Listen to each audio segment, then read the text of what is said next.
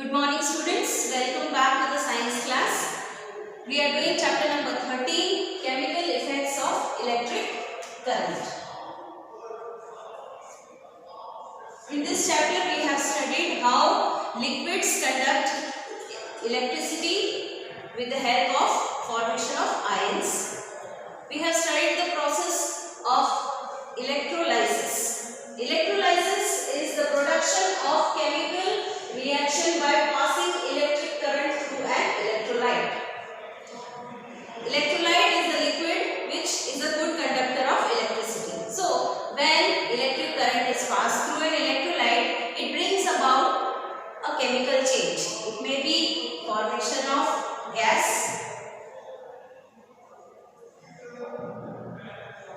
which can be seen in the form of bubbles. It can be deposition of a metal, deposition of layer of a metal on the electrode, or it can be change in the color of electrolyte.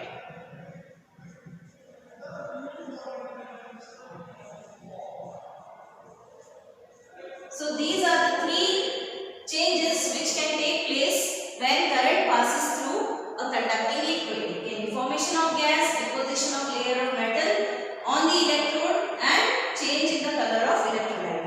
Either one or all of them can be seen at the same time. Now today we shall discuss uses of electrolysis.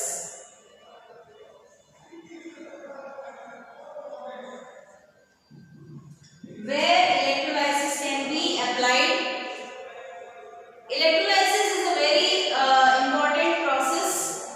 It can be used for coating one metal over another, that is electroplating it is called. It is also used to obtain certain metals in highly pure state. So we can group this uses into two categories. One is electroplating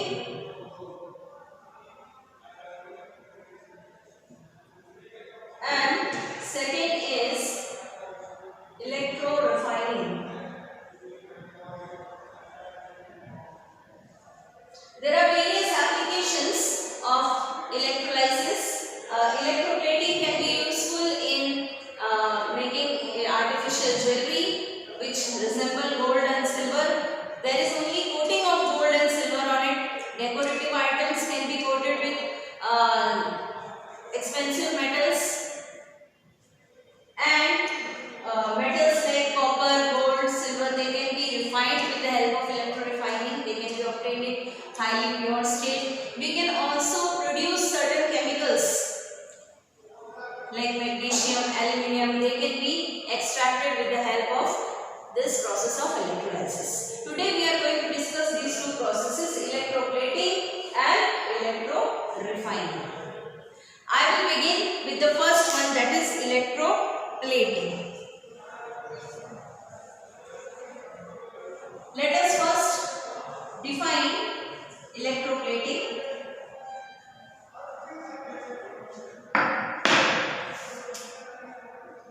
Electroplating is a process of coating a thin layer of metal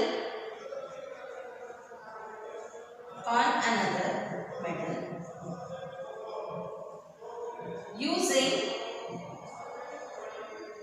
electrolysis. By passing current and choosing suitable electrodes and electrolyte, we can coat a thin layer of one metal over another metal. Mostly it is an expensive metal coated on a cheap metal to make that cheap metal look more expensive and to make it beautiful, right? Now how this process is done, let us understand with the help of a diagram. In this we shall draw the diagram in which we have taken. I will show you the electroplating of copper metal on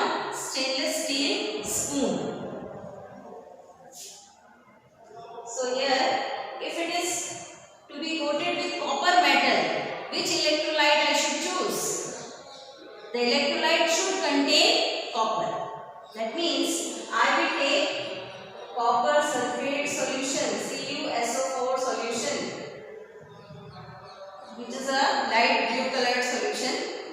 Then which electrolyte I have chosen? That I have decided copper sulfate. Now comes what should be taken as anode and what should be taken as cathode.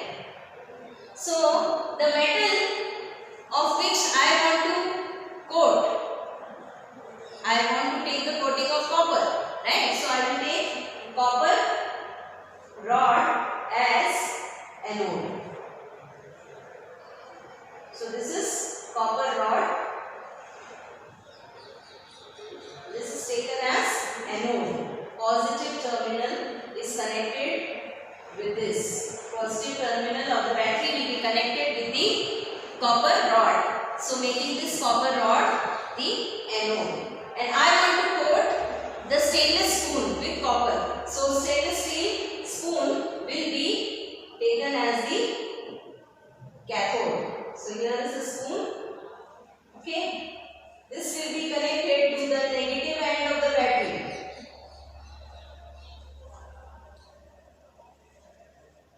Now, when the current passes through this is stainless steel spoon, or you can write steel spoon.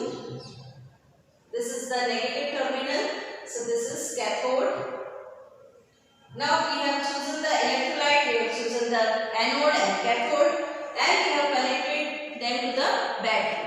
Now let us pass the current. When we switch on, suppose we have a switch over here, right? So when we switch on the current, electric current passes through the copper sulfate solution and brings about a chemical change. Positive and negative ions are there. Copper positive ions and sulfate negative ions are there, right? Cations and anions are there. Now this, as I had told you in the previous video also, the positive ions, they will be attracted towards the negative terminal or negative electrode. So the copper ions will move towards the steel spoon and a layer of copper will be deposited on the spoon, and the spoon will appear reddish brown in color after some time. About 20 minutes it takes. And now as the copper ions have gone and deposited on the steel spoon, the number of copper ions in the solution decreases. So this anode which we have taken of copper rod only, this will start dissolving in this solution and provide more copper ions, and the reaction will continue. As the complete spoon gets coated with the copper, we can stop the current. So this is how electroplating takes place. Now the second is electrorefining. As the word only suggests, electrorefining means purifying the metal. Highly pure metals can be obtained with the help of this process. So let us understand what is electrorefining.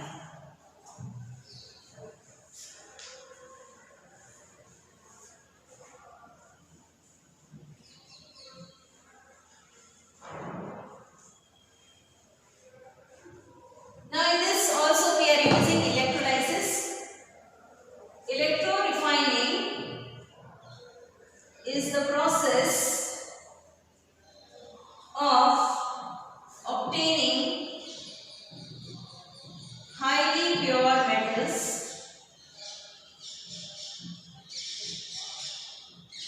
from their ores. By extraction of metals, we get metals which are pure up to 90% or little bit more, but with the help of this process, around 99% pure metal can be obtained. And this is done for copper, gold, etc. I will show you the electrorefining of copper metal. Again, we have to draw the setup. We have to choose one electrolyte. We have to choose anode and cathode, right? So again we have a beaker. In this, although in the industries this process is not done in small beakers, it is done on a large scale, but here I am showing you on a small scale. So here, as I have to do the refining of copper, I have to take anode and cathode both of copper only, but the anode should be impure copper and the cathode should be pure copper. Anode should be thick and cathode should be thin, because after the process is completed, the layer of the metal will be deposited on the cathode, making it thicker, right? So, and as it is refining of copper, so we are taking copper sulfate again as the electrolyte. So electrolyte is copper sulfate CuSO4 solution.